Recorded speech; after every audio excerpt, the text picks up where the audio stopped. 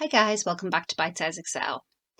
This really short video is going to show you where to find special symbols in Excel and how you insert them. So to find special characters and special symbols, we go to our Insert tab. And at the very end here on the right, you find this symbol button.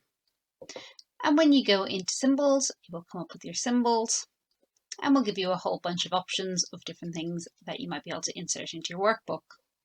It will also give you recently used symbols down here at the bottom. And if we expand that out, we'll be able to see a little bit clearer all the different options that you have.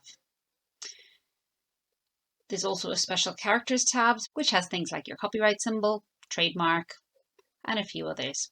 However, I do find this symbols tab the most useful. You will probably find most symbols you need either in this symbol option from the drop-down list. You can also, if you scroll to the top and hit normal text, it will give you all the sort of standard symbols and letters that you will find in the alphabet. So you can scroll down, you can see that there's a wide range of options of things that you can put in. I also sometimes find that you will find useful little symbols or images in this wingdings.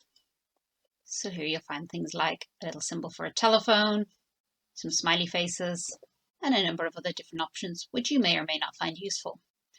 There's also a wingdings 2 and a wingdings 3.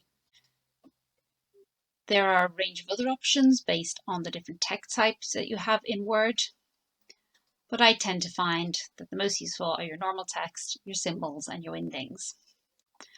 Obviously have a little play around yourself, have a look at the types of symbols that there are, but if you want to insert one, like for example, I might want to use this degree symbol, so you can either click on it and hit insert, or simply just double click and then close, and it will have inserted it. So same thing if you click on it and hit insert. So that's just a quick overview of how you insert symbols into your Excel spreadsheet. I hope that you found it useful. Please do leave me a comment if there's any particular topics you'd like to see in future videos, and I look forward to seeing you soon.